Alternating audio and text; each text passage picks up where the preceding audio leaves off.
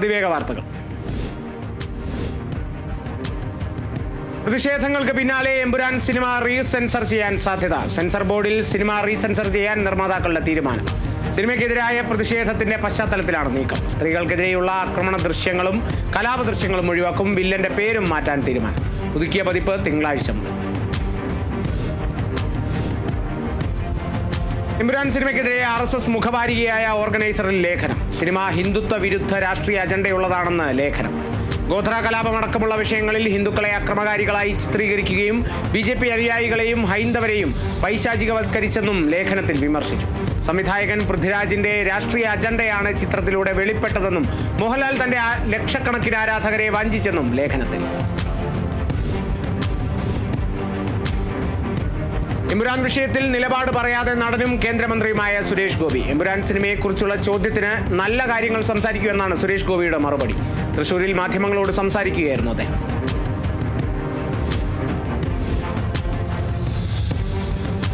സംഘപരിവാർ ശക്തികൾ സിനിമയ്ക്ക് നേരെയും തിരിഞ്ഞു തുടങ്ങിയെന്ന് KC വേണുഗോപാൽ. സിനിമകൾ എല്ലാ കാലത്തും വർത്തമാനകാല രാഷ്ട്രീയം ചർച്ച ചെയ്യും. അത് ആവിഷ്കാര സ്വാതന്ത്ര്യമാണ്. തങ്ങളെ വിമർശിക്കുമ്പോൾ മാത്രം അസഹിഷ്ണുത കാണിക്കുന്നത് ശരിയാണോ എന്ന് BJPക്കാർ ആലോചിക്കണമെന്നും KC വേണുഗോപാൽ പറഞ്ഞു.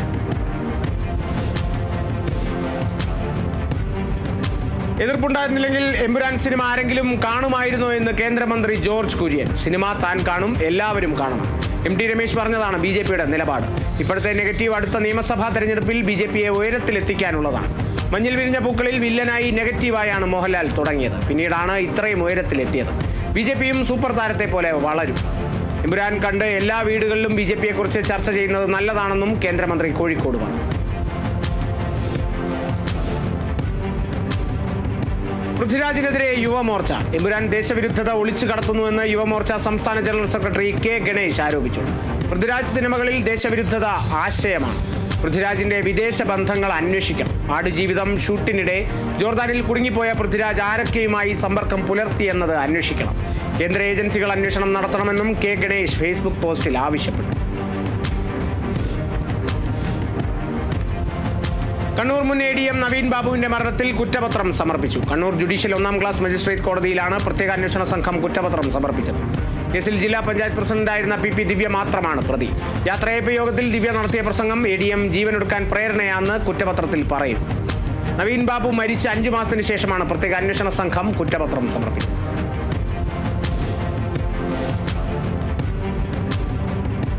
തിരുവനന്തപുരം വിമാനത്താവളത്തിലെ IB ഉദ്യോഗസ്ഥയുടെ മരണത്തിൽ ആരോപണവുമായി കുടുംബം. മകളെ സുഹൃത്ത് സാമ്പത്തികമായി ചൂഷണം ചെയ്തുവെന്നാരോപിച്ച് പിതാവ് മധുസൂദനൻ രംഗത്തെത്തി. പലപ്പോഴും മകളുടെ കയ്യിൽ ഭക്ഷണം കഴിക്കാൻ പോലും പൈസ ഇല്ലായിരുന്നതായും ഫെബ്രുവരി മാസത്തെ ശമ്പളമടക്കം അയാളുടെ അക്കൗണ്ടിലേക്ക് മകൾ ട്രാൻസ്ഫർ ചെയ്തെന്നും പിതാവ് പറഞ്ഞു. IB ഉദ്യോഗസ്ഥനായ മലപ്പുറം സ്വദേശിക്കെതിരെയാണ് ആരോപണം. കേരള സർവകലാശാലയിൽ MBA വിദ്യാർത്ഥികളുടെ ഉത്തരക്കടലാസുകൾ നഷ്ടമായതിൽ സംഭവിച്ചത് ഗുരുതര വീഴ്ചയെന്ന് സംബന്ധിച്ച് സർവകലാശാലയും ഉന്നത വിദ്യാഭ്യാസ വകുപ്പും. സംഭവത്തിൽ സംസ്ഥാന പോലീസ് മേധാവിക്ക് പരാതി നൽകി സർവകലാശാല രജിസ്ട്രാർ. ഉത്തരക്കടലാസുകൾ നഷ്ടമാക്കിയ അധ്യാപകനെതിരെ കർശന നടപടി സ്വീകരിക്കുമെന്ന് മന്ത്രി R ബിന്ദു. 1-ാം തീയതി അടിയന്തര യോഗം വിളിച്ച് വൈസ് ചാൻസലർ. കേരള സർവകലാശാലയിലെ ഉത്തരക്കടലാസുകൾ കാണാതായ സംഭവം അതീവ ഗുരുതരമെന്ന് ഉന്നത വിദ്യാഭ്യാസ വകുപ്പ് മന്ത്രി R ബിന്ദു. അധ്യാപകന്റെ ഭാഗത്തു നിന്നുണ്ടായത് ഗുരുതരമായ കൃത്യവിലോപമെന്നും കർശന നടപടി സ്വീകരിക്കുമെന്നും മന്ത്രി. ആശാസമരത്തെ തള്ളിക്കൊണ്ടുള്ള INTUC നിലപാടിൽ പ്രതികരണവുമായി KC വേണുഗോപാൽ. നാടിന്റെ വികാസത്തിന് എതിര് നിൽക്കരുതെന്നും കൊടിയുടെ നിറം നോക്കിയല്ല സമരത്തിന്റെ കാരണം നോക്കിയാണ് പിന്തുണയ്ക്കേണ്ടതെന്നും KC വേണുഗോപാൽ.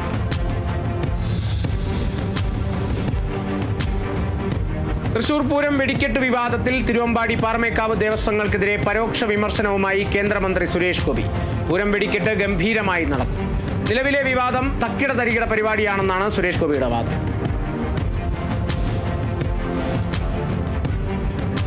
സംസ്ഥാനത്ത് വേനൽ ചൂട് ഉയരുന്ന സാഹചര്യത്തിൽ ജാഗ്രത തുടരണമെന്ന് മുഖ്യമന്ത്രി പിണറായി വിജയൻ. വിഷയത്തിൽ വകുപ്പുകൾ ഏകോപിതമായ പ്രവർത്തനങ്ങൾ നടത്തണമെന്നും നിർദ്ദേശിച്ചു. ഉഷ്ണതരംഗ സാധ്യത, മഴക്കാലപൂർവ്വ ശുചീകരണം, ആരോഗ്യ ജാഗ്രത, പകർച്ചവ്യാധി പ്രതിരോധ നടപടികൾ എന്നിവയുമായി ബന്ധപ്പെട്ട യോഗത്തിലാണ് മുഖ്യമന്ത്രി ഇക്കാര്യങ്ങൾ വ്യക്തമാക്കിയത്. തിരുവനന്തപുരം മുതലപ്പൊഴി ചാനലിൽ ആഴം കൂട്ടാനുള്ള ഡ്രഡ്ജിംഗ് പ്രവൃത്തികൾ ആരംഭിച്ചു. ഹാർബർ എഞ്ചിനീയറിംഗ് വകുപ്പിന്റെ മേൽനോട്ടത്തിലാണ് പ്രവൃത്തികൾ. വെള്ളിയാഴ്ച രാത്രി ഡ്രഡ്ജറിന്റെ ട്രയൽ റൺ നടത്തി. ദിവസം 2000 മീറ്റർ ക്യൂബ് മണലാണ് അഴിമുഖത്ത് നിന്നും നീക്കം ചെയ്യുന്നത്. ഒരു മാസം കൊണ്ട് മണൽ നീക്കി ഹാർബർ സുരക്ഷിതമാക്കാനാണ് ലക്ഷ്യം.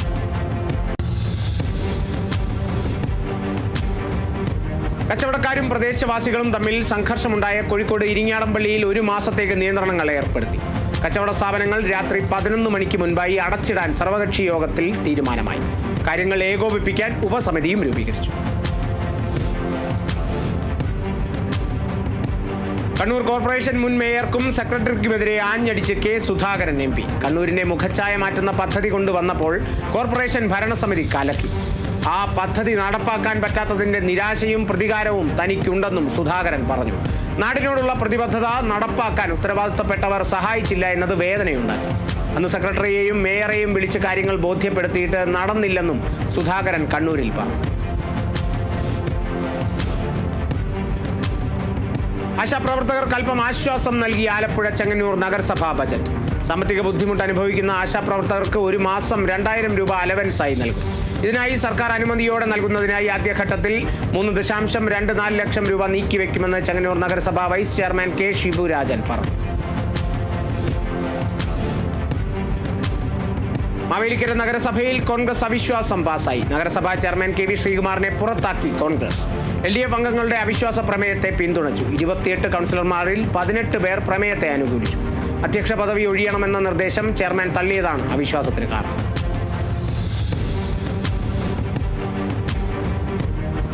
കൊച്ചിയിൽ വൻ കുഴൽപ്പണവേട്ട. വെല്ലിംഗ്ടൺ ഐലൻഡിന് സമീപം 2.5 കോടി രൂപയോളം കുഴൽപ്പണം പിടിച്ചെടുത്തു. സംഭവത്തിൽ തമിഴ്നാട് സ്വദേശി രാജഗോപാലും ബീഹാർ സ്വദേശി സതീഷും പോലീസ് കസ്റ്റഡിയിൽ. ഹാർബർ പോലീസിന്റെ നേതൃത്വത്തിൽ നടത്തിയ വാഹന പരിശോധനയ്ക്കിടെയാണ് കുഴൽപ്പണം പിടികൂടിയത്.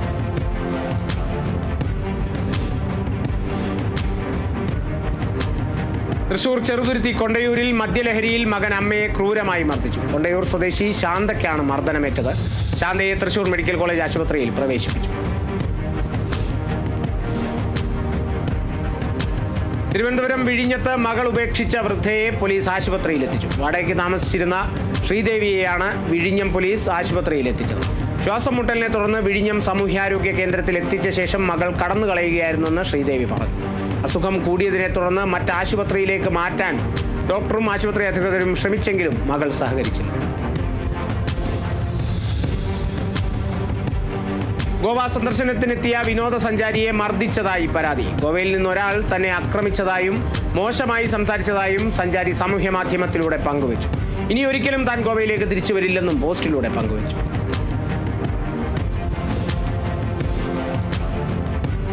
തൃശൂർ ചേലക്കരയിൽ നിയന്ത്രണം വിട്ട കാർ പോസ്റ്റിലിടിച്ച് അപകടം. വടക്കാഞ്ചേരിയിൽ നിന്നും ചേലക്കര ഭാഗത്തേക്ക് വരികയായിരുന്ന കാറാണ് നിയന്ത്രണം വിട്ട് പോസ്റ്റിലിടിച്ചത്. അപകടത്തിൽ ഡ്രൈവർക്ക് പരിക്കേറ്റു. നിസ്സാര പരിക്കേറ്റ വാഹനയാത്രക്കാരെ ചേലക്കര സ്വകാര്യ ആശുപത്രിയിൽ പ്രവേശിപ്പിച്ചു. തിരുവനന്തപുരം നെയ്യാറ്റിൻകരയിൽ KSRTC ബസ്സും മിനി ലോറിയും കൂട്ടിയിടിച്ചു. നെയ്യാറ്റിൻകര വെള്ളറട സംസ്ഥാന പാതയിലായിരുന്നു സംഭവം. ബ്രേക്ക് തകരാറ് മൂലം നിയന്ത്രണം വിട്ട മിനി ലോറി ബസ്സിലേക്ക് വന്ന് ഇടിക്കുകയായിരുന്നു. ലോറിയുടെ മുൻഭാഗം ഭാഗികമായി തകർന്നു. അപകടത്തിൽ ആർക്കും പരിക്കില്ല.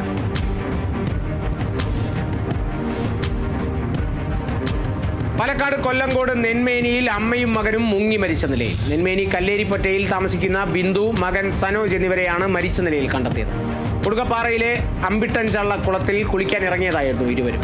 സമീപവാസികൾ കണ്ടതിനെ തുടർന്ന് അഗ്നിശമന സേനയെ വിവരമറിയിക്കുകയായിരുന്നു.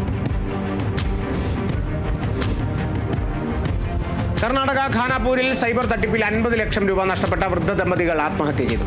ഖാനാപൂർ സ്വദേശികളായ നസറത്ത്, ഭാര്യ ഫ്ലാവിയാന എന്നിവരാണ് മരിച്ചത്.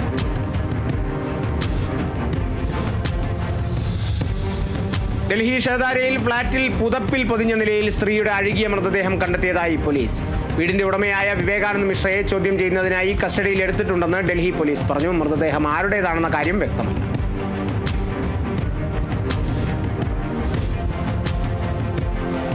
കാസർഗോഡ് പൂച്ചക്കാടിൽ സ്കൂട്ടി ലോറി ഇടിച്ച് വിദ്യാർത്ഥി മരിച്ചു. ചെറുവത്തൂർ സ്വദേശി AP മുഹമ്മദ് ഫായിസ് ആണ് മരിച്ചത്.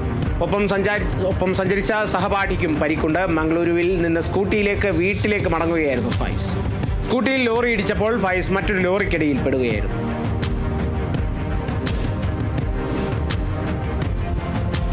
മലപ്പുറം കോഴിക്കോട് ജില്ലാ അതിർത്തിയായ കടലുണ്ടിയിൽ വൻ MDMA വേട്ട. 350 ഗ്രാം MDMAയുമായി 2 പേർ പിടിയിൽ. കോഴിക്കോട് സ്വദേശികളായ ലബീബ്, മുഹമ്മദ് അലി എന്നിവരാണ് പരപ്പനങ്ങാടി എക്സൈസിന്റെ പിടിയിലായത്. രഹസ്യവിവരത്തിന്റെ അടിസ്ഥാനത്തിൽ നടത്തിയ പരിശോധനയിലാണ് ഇവർ പിടിയിലായത്. തൃശൂർ കാട്ടൂർ ജനകീയം ഡി ഹണ്ടിന്റെ ഭാഗമായുള്ള പരിശോധനയിൽ MDMAയുമായി യുവാക്കൾ അറസ്റ്റിൽ.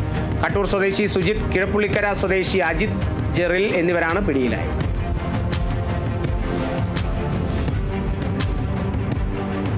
തൃശൂരിൽ ബാലികയെ ലൈംഗിക പീഡനത്തിന് ഇരയാക്കാൻ ശ്രമിച്ച കരാട്ടെ ട്രെയിനർക്ക് പോക്സോ കോടതിയുടെ ശിക്ഷ.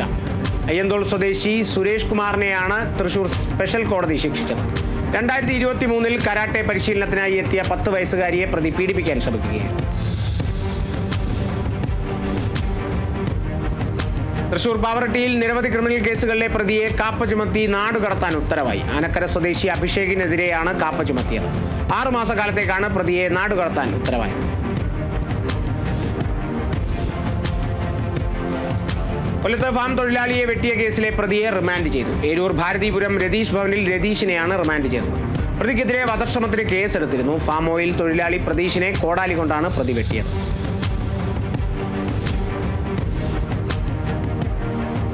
തൃശൂർ ചാലക്കുടിയിൽ വീണ്ടും പുലി ഇറങ്ങി. കാടുകുറ്റി കുറവക്കടവിൽ പുലി വളർത്തുനായയെ കടിച്ചു. കുറവക്കടവ് സ്വദേശി ജനാർദ്ദനൻ മേനോന്റെ വീട്ടിലെ നായയെയാണ് പുലി കടിച്ചത്.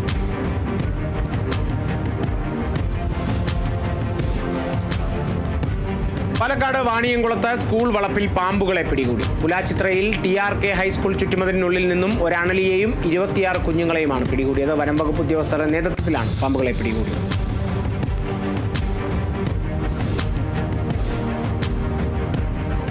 തിരുവനന്തപുരം വാഴിച്ചൽ നുള്ളിയോട് പ്രദേശത്ത് കശാപ്പിനായി കൊണ്ടുവന്ന പോത്ത് വിരണ്ടോടി. പോത്തിന്റെ ആക്രമണത്തിൽ 4 പേർക്ക് പരിക്ക്, ഒരാളുടെ പരിക്ക് ഗുരുതരമാണ്.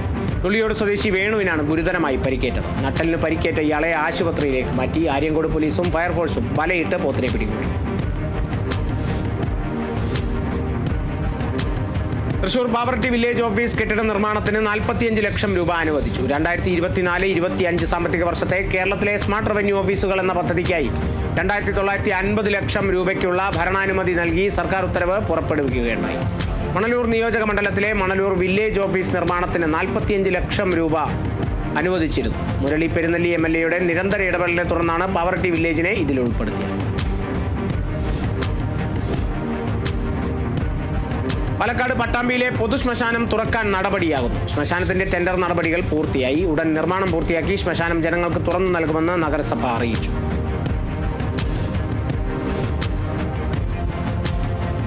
സംരക്ഷണമില്ലാതെ കാട് മൂടി പാലക്കാട് പന്നിയൂർ കുളം നാശത്തിന്റെ വക്കിൽ. വേനൽക്കാലത്തും ജലസമൃദ്ധമായ കുളമാണ് ജനങ്ങൾക്ക് പ്രയോജനമില്ലാതെ കിടക്കുന്നത്. ത്രിതല പഞ്ചായത്തുകൾ ഇടപെട്ട് കുളം സംരക്ഷിക്കണമെന്ന് നാട്ടുകാർ ആവശ്യപ്പെട്ടു. ആലപ്പുഴ ചെങ്ങന്നൂരിലെ വെൺമണി ശാർങ്ങാക്കാവ് പാലം അപ്രോച്ച് റോഡിന്റെ നിർമ്മാണം എത്രയും വേഗം പുനരാരംഭിക്കണമെന്ന ആവശ്യം ശക്തം. പാലത്തിന്റെ പണി 1.5 വർഷം മുമ്പ് ആരംഭിച്ചെങ്കിലും പാലത്തിന്റെയും അപ്രോച്ച് റോഡിന്റെയും നിർമ്മാണം ഇനിയും പൂർത്തിയായിട്ടില്ല.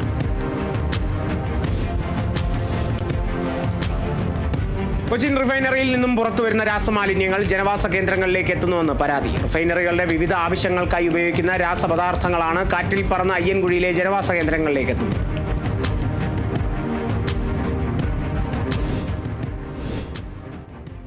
അതിവേഗ വാർത്ത ഇവിടെ പൂർണ്ണമാകുന്നു. നമസ്കാരം.